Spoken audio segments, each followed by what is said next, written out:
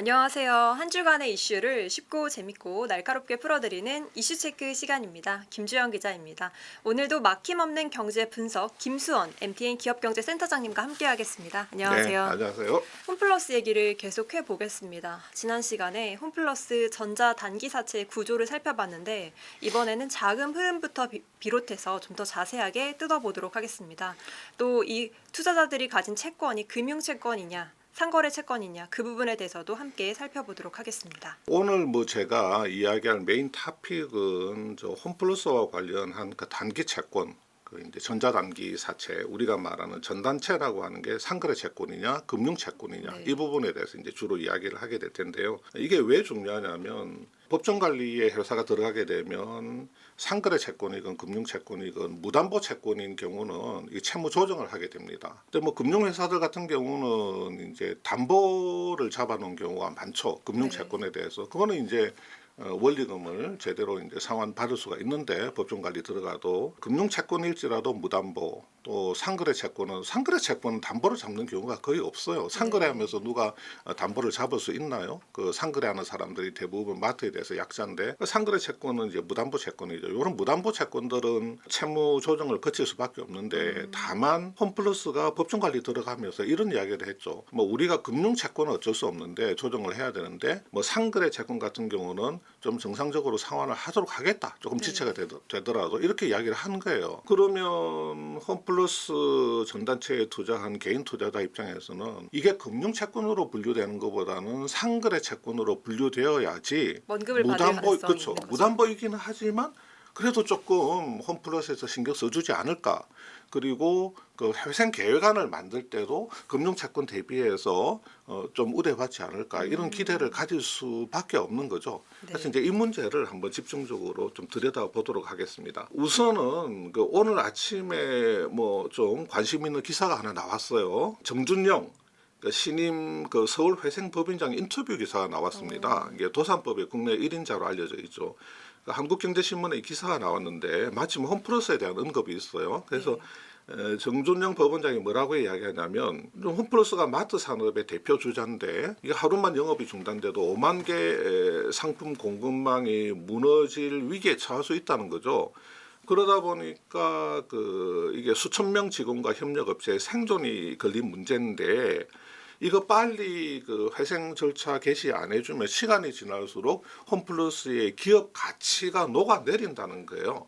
그래서 영업을 보존하기 위해서 신속히 결정을 했다는 겁니다. 네, 아주 중요한 사안이어서 신속하게 그렇죠. 회생에 가게 됐다. 그러면 이 정준영 법원장의 언급을 보면 지금 이 회생법원이 홈플러스에 대해서 굉장히 중요하게 생각하고 있구나. 어떻게 하든지 이걸 회생시키기 위해서 최선을 다하겠구나.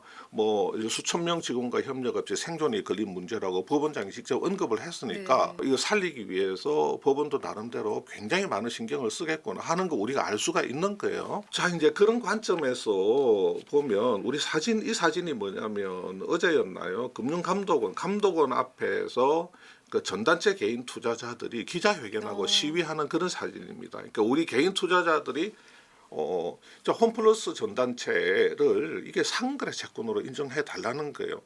자, 이게 인정해 달라고 주장하는 이유는 제가 앞에서 말씀드린 것처럼 이제 그런 이유가 있는 겁니다. 금융채권으로 가면 원금을 날릴 수도 있으니까요. 네, 금융채권으로 가게 되면 굉장히 어려워지고 그나마 좀 상거래 채권이 돼야지 원금 회수의 가능성이 있으니까 그런 상황이고요. 이분들이 오늘은 국회 신장식 의원실에서 또 피해자에 그래요? 대한 간담회를 오후에 진행한다고 합니다. 네네네. 목소리가 이제 더 높아지겠네요. 또 드려야겠죠. 우리가 3월 6일이었나요? 한 일주일 전이었나? 제가 기억이 가물가물한데 홈플러스 한번 했습니다. 그때 그림에서 보시는 것처럼 홈플러스가 상장사도 아닌데 왜 개인이 수백억 손실 걱정을 하나? 그다음에 홈플러스 유동화 구조가 어떻길래 지금 개인도 손실 피하지 못한다고 하는가 하는 거를 우리가 영상으로 내보내면서 홈플러스 전단체 구조에 대해서 제가 설명을 드렸어요. 네, 너무 쉽게 설명을 해주셔서. 그렇죠. 근데 그때는 우선은 요게 이제 익숙하지 않은 분들한테는 상당히 이제 까다로운 그 발행 구조이기 때문에 최대한 보시는 분들이 좀 직관적으로 그냥 쉽게 이해할 수 있게 그렇게 제가 설명을 드렸어요. 그런데 이 전단체가 지금 상거래 채권이냐 금융 채권이냐 어떤 종류의 채권이냐로 이 분류하는 게 굉장히 뜨거운 이슈가 되어버렸단 말이에요. 이 발행 구조를 좀 더 디테일하게 보지 않으면 이 상거래 채권인지 금융 채권인지 이 판단을 하기가 쉽지 않게 됐단 말이에요. 그래서 오늘은 지난 시간에 제가 이 전단체 발행 구조 설명드린 거를 한 번 더 간단하게 언급을 하고 요걸 좀 더 디테일하게 상거래 채권인지 금융 채권인지 보시는 분들이 조금 더 생각을 하실 수 있게 제가 조금 더 디테일한 부분을 설명을 드릴 겁니다. 근데 어렵진 않습니다. 절대로 어렵지도 않고 제가 하는 것 중에서 어려운 건 하나도 없습니다. 자, 우선은 제가 기존에 드렸던 설명을 그대로 한번 드려볼게요. 홈플러스의 납품업체가 이렇게 납품을 하죠. 네. 그러면 홈플러스는 카드로 결제를 해줍니다. 요게 구매 전용 법인카드라고 하는 거죠. 그러니까 법인카드는 법인카드인데 뭔가 납품업체로부터 구매할 때만 쓸 수 있는 구매 전용 카드로 이렇게 결제를 해줍니다. 그러면 카드사가 홈플러스가 카드로 결제했네 하면서 납품업체한테 이제 돈을 주게 되는 거죠. 납품업체는 이제 회수를 하게 되는 거고, 자 그러면 카드사는 홈플러스에 대해서 채권자가 되는 거죠, 그죠? 뭐 홈플러스는 카드 대금을 카드사에 납입을 해야 되는, 납부해야 되는 채무자가 되는 거죠. 근데 이 카드사는 좀 뭐 홈플러스가 이 대금 납부할 때까지 기다릴 필요가 없어. 이 채권을 빨리 조기에 현금화를 하고 싶은 거예요. 그러면 이 채권을 유동화를 하게 됩니다. 자, 증권사가 유동화 회사라는 것을 만들어요. 이거 페이퍼 컴퍼니입니다. 증권사가 유동화 회사라는 SPC를 만들고 요 SPC하고 카드사가 이제 계약을 합니다. 유동화 계약을 하는 거죠. 그러면 요 SPC가 전자단기 사채라고 하는 것을 만듭니다. 만들어서 투자자들한테 야 이게 7%짜리 고금리 단기 사채야. 여기에 좀 투자를 해줘. 그러니까 투자자들이 뭐라 그러냐면 야 뭘 믿고 투자를 하냐. 뭐 7% 그거 어떻게 회수되냐. 그러니까 야 이거 지금 카드사가 갖고 있는 채권에 기초한 건데 홈플러스가 카드사한테 돈을 주면 카드사가 이 전단체 대금을 상환을 해줄 거야. 그러니까 좋지 고금리에 좀 안정적으로 보이지 하면서 이 전단체 투자자를 모집을 하는 거예요. 그러면 신영증권 같은 데서 이 전단체를 갖고 가는 겁니다. 갖고 가가지고 리테일 부서를 통해서 개인이나 법인한테 파는 거죠. 그러면 개인이나 법인이 낸 그 전단체 대금이 이렇게 SPC를 흘러가지고 카드사로 들어가죠. 그러면 카드사는 그냥 이제 채권을 이제 회수를 한 겁니다. 나중에 홈플러스가 정상적으로 대금 납부해주면 카드사는 요거를 유동화 회사를 통해서 여기 투자자들한테 흘려주면 되죠. 이렇게 깔끔하게 끝나는 겁니다. 자, 우리가 이제 기본적으로 이런 구조에서는 이거 뭐 전단체 이거 금융채권 같은데 납품업체는 뭐 카드사한테 돈 받았어. 네. 뭐 회수했잖아. 그 다음에 이 전단체 투자자들은 뭐 전단체라고 하는 금융상품에 투자했네. 그리고 법적인 전단체 발행 주체는 SPC잖아. 이 SPC는 카드사하고 금융 계약을 해가지고 전단체를 발행했네. 그러니까 뭔가 원래는 상거래 채무였기는 하지만 이게 금융거래 계약을 통해서 재구조화돼서 발행된 투자 상품이니까 이거는 뭐 금융채권 아니야? 이렇게 볼 수도 있는 거죠. 네. 또 많은 사람들이 이제 이 금융채권 같은데 이런 이야기도 하고 있는데, 근데 제가 지금부터 조금 더 정확하고 디테일한 발행 구조를 말씀을 드리면 또 생각이 조금 달라질 수 있는 부분이 있어요. 자, 뭐냐면 이게 금융채권이냐 상거래 채권이냐 이게 너무 뜨거워지니까 제가 조금 더 디테일하게 그거를 판단하기 위해서 이걸 조금 더 정확하게 설명을 드려야 되겠다 하는 그 필요성을 느꼈는데, 자, 똑같습니다. 납품업체가 홈플러스에 납품을 하고 구매 전용 카드로 결제를 해주는 건 똑같아요. 네. 이렇게 되면 이 순간에 카드사한테는 채권이 발생되는 겁니다. 홈플러스에 대한 채권이. 홈플러스는 내가 내 돈을 직접 준 게 아니고 카드로 결제를 했으니 이거 나중에 카드사한테 갚아야 되겠네. 채무가 발생되죠. 네. 자, 채권 채무 관계가 발생되는 거고, 그러면 카드사가 이때 SPC 그 유동화 회사하고 요 채권 유동화 계약을 하고 그다음에 유동화 회사가 전단체를 발행하고 증권사가 이 전단체를 갖고 가가지고 개인이나 법인한테 판 겁니다. 네. 그러면 자 여기서부터 중요해요.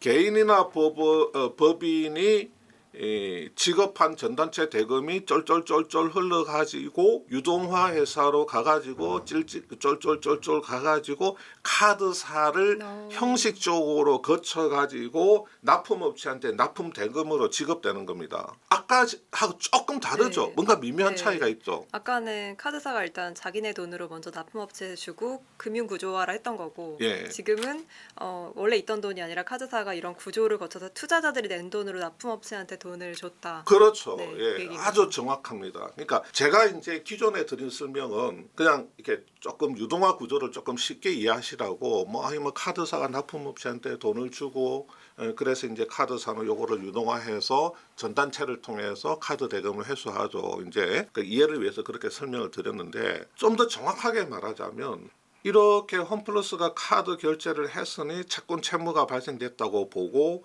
카드사가 유동화 회사를 통해서 전단체를 발행을 시키고 전단체 대금이 이렇게 흘러가지고 카드사를 싹 거쳐가지고 납품 대금으로 가는 거예요. 그러니까 전단체 투자자들하고 납품업체 간에 채권 여기 채무가- 빨간 선 직접적인 채권 채무 관계가 형성이 된다고 볼 수 있겠네 하는 느낌이 확 들잖아요. 그러네요. 네. 카드사는 너무너무 형식적으로 들어가 있는 거고, 네. 그죠? 그래서 홈플러스가 이렇게 카드 대금을 결제를 하면 그 돈이 카드사를 한번 쓱 스치고 유동화 회사를 한번 쓱 스쳐가지고 이렇게 개인한테 투자자한테 가는 들어간단 말이에요. 자, 그러니까 이 구조로 본다면, 이 구조로 집중해서 본다면, 개인이나 법인이 투자한 전단체가 납품 대금으로 이렇게 이 돈의 꼬리표가 있다면, 네. 돈의 꼬리표가 있다면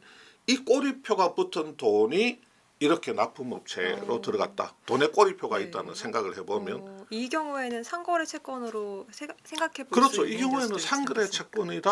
채권이다라고 조금 강하게 주장할 수 있는 근거가 있는 겁니다. 어. 그래서 지금 개인 투자자들이 이 부분을 강하게 이제 들고 나오는 거죠. 그러니까 대부분의 이런 구조뿐만 아니라 대부분의 유동화 구조가 이제 이렇게 되는 건데 그러다 보니까 지금 이 부분이 중요하게 된 거고 그러면 이제 우리 구독자분들이 봤을 때 스스로 이제 이거 법원에서 판단할 겁니다. 법원에서 판단하겠지만 우리 구독자들이 봤을 때 저거는 뭐 C는 아니고 저거는 뭐 상거래 채권이네라고 판단하시는 분들도 있을 거고 그럼에도 불구하고 뭐 금융 채권이구만 그럼에도 불구하고라고 금융계약이 판단하시는 있으니까 금융채권이지 분들도 있을 거예요. 하는 근데 분들도 있겠죠. 전 잘 모르겠어요.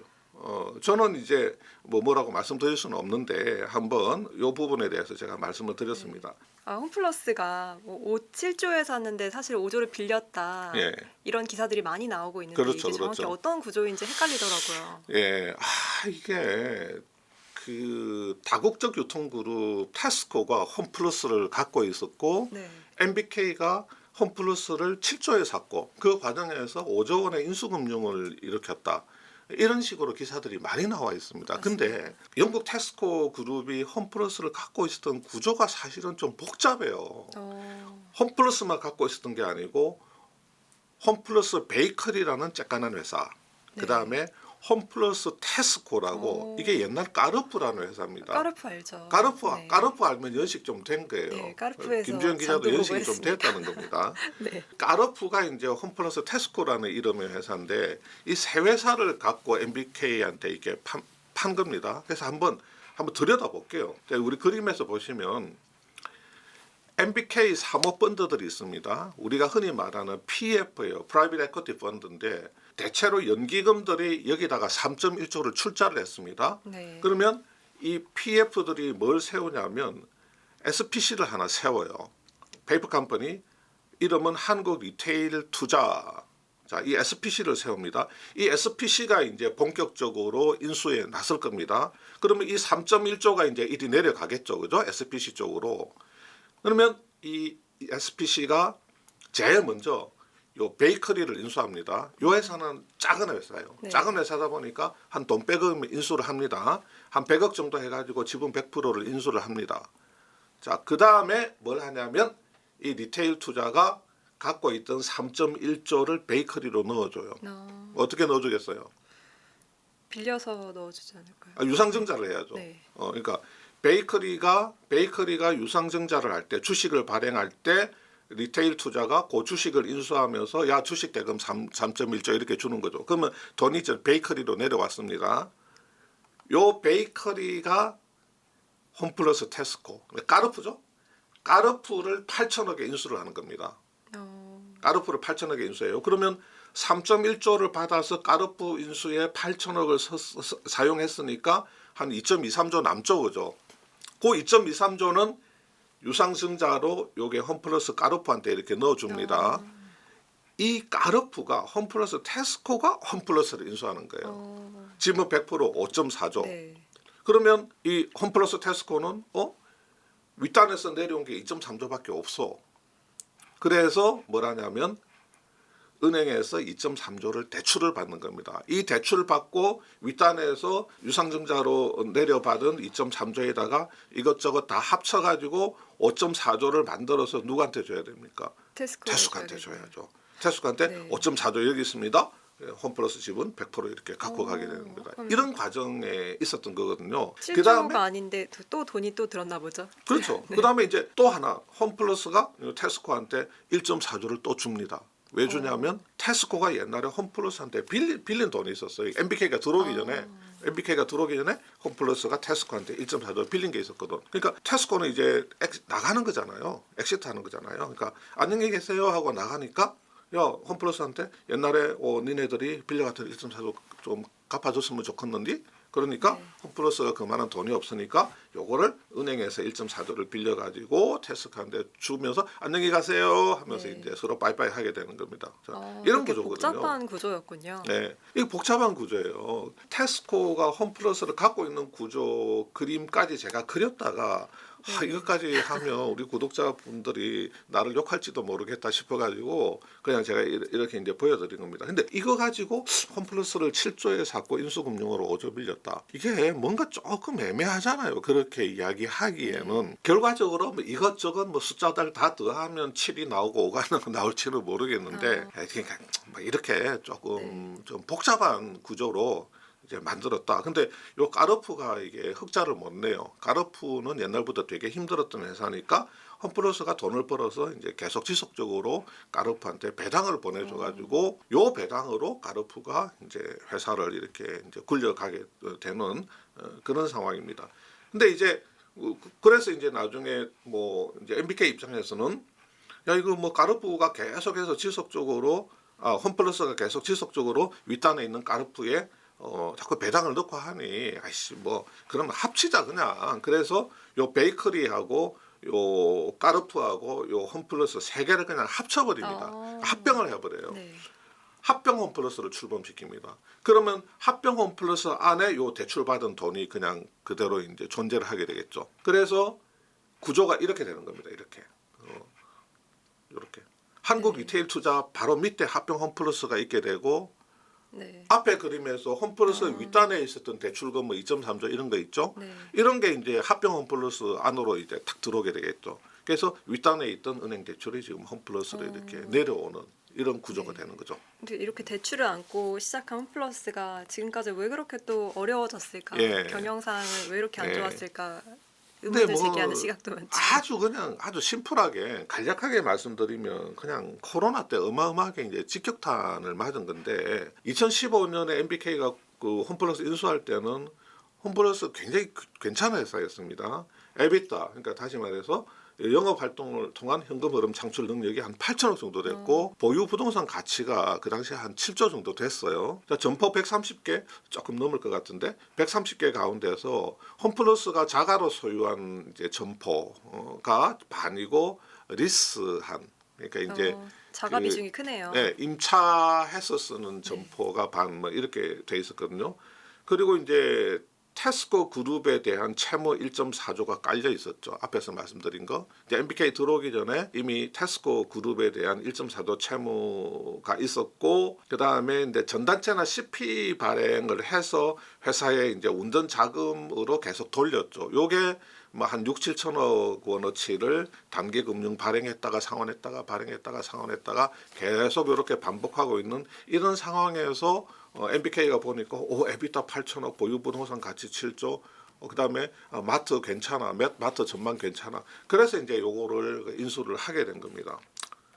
근데 앞에서 말씀드린 것처럼 인수를 한 구조 하에서 홈플러스는 까르푸에 대해서 지속적으로 배당을 해야 됐는데, 뭐 마트가 또 뭐 생각보다도 뭐 또 그렇게 잘 되진 않았어요. 그래서 코로나 전까지 에비타가 한 3천억 정도 나온 겁니다. 근데 그래도 그냥 괜찮았어요. 그럭저럭 굴릴만 했는데, 이제 MBK가 어떤 거를 하냐면 13개의 자가 점포를 세일 앤 리스백, 매각을 하고 그걸 재임차를 하는 겁니다. 그러니까 우리가 점포를 매각한다 그러면 점포를 판다, 점포 자체를 파는 걸로 생각하는데, 점포를 세일 매각을 한다는 거는 점포 부동산을 매각하는 거예요. 그 점포가 깔고 앉아 있는 토지, 그리고 점포 건물을 파는 겁니다. 네. 그거를 다른 사람한테 팔았으니까 점포 영업을 계속 하려면 재임차를 해야 되는 거죠. 네. 그러니까 리소료가 발생되는 겁니다. 그래서 일단은 세일 앤 리스백을 하면 뭉텅이 현금이 들어오지만 점포 영업을 계속하기 위해서는 2, 30년 동안은 리스를 해야 되잖아요. 그거를. 부채의 성격이 바뀐 거군요. 그렇죠. 근데 이렇게 이제 뭉텅이 현금을 가지고 그 은행 대출, 이제 5년 만기짜리 은행 대출 일부를 해소를 했겠죠. 그렇지만 세일 앤 리스백을 하게 되면 한 2, 30년짜리 리스 부채가 생기게 됩니다. 그러니까 2, 30년 동안 계속해서 임차료를 내야 되는 거죠. 한 5년짜리 만기를 2, 30년짜리 만기로 그냥 장기화를 시킨 겁니다. 쉽게 말해서. 그런데 코로나 직격탄 됐죠. 코로나 딱 오니까 왜 마트 중에서 뭐 홈플러스가 제일 크게 타격을 받냐면 여기는 온라인이 없었어요. 코로나 오니까 마트 사람들 안 가고 전부 다 온라인으로, 그때 뭐 컬리 같은 것도 막 생기고 그죠. 오아시스, 쿠팡 이런 데가 그때 떴죠. 그렇죠. 뭐 쿠팡도 이제 그때 뭐 엄청나게 힘을 받고, 근데 홈플러스는 온라인이 없어. 그러니까 고객들을 다 잃어버린 거야. 고객들을 다 잃어버리고, 또 그때 이제 막 정부에서 이제 뭐 저 정규직화, 비정규직의 정규직화 이런 걸 드라이브를 강하게 그는데, 지금 홈플러스 같은 경우는 그래 이게 뭐 노동에 대해서 좀 박하게 할 필요가 있냐. 그때까지만 해도 뭐 나름대로 그 코로나 전에 괜찮았을 때니까 코로나 전에 15,000명을 정규직화를 해줘요. 정말 파격적인. 코로나 전에 좀 정책을 괜찮았을 하네요. 때 정규직 비율이 98%입니다. 어, 보통 다른 대형마트는 이제 비정규직이 한 6, 70% 네. 정도 되는 걸로 알고 있는데, 거의 98, 9%가 정규직으로 되는 겁니다. 15,000명, 14,000명, 5,000명 정규직 가했으니까 코로나 전에 괜찮을 때 했는데 코로나 터질 줄 몰랐던 거죠. 그 다음에 이제 최저임금 인상이 있었습니다. 근데 여기 이제 마트에서 일하시는 분들 대부분은 이제 기본적으로 최저임금에 걸쳐 있는 분들이 많죠. 그러니까 최저임금을 인상하게 되면 바로 홈플러스의 그 인건비 구조가 확 올라가게 됩니다. 그러니까 뭐 연간으로 한 2천억?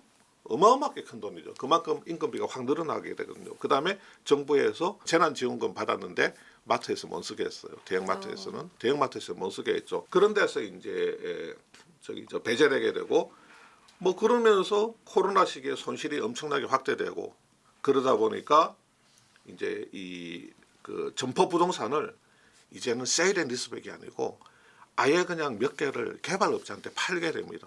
그거는 점포 영업을 중단하는 거죠.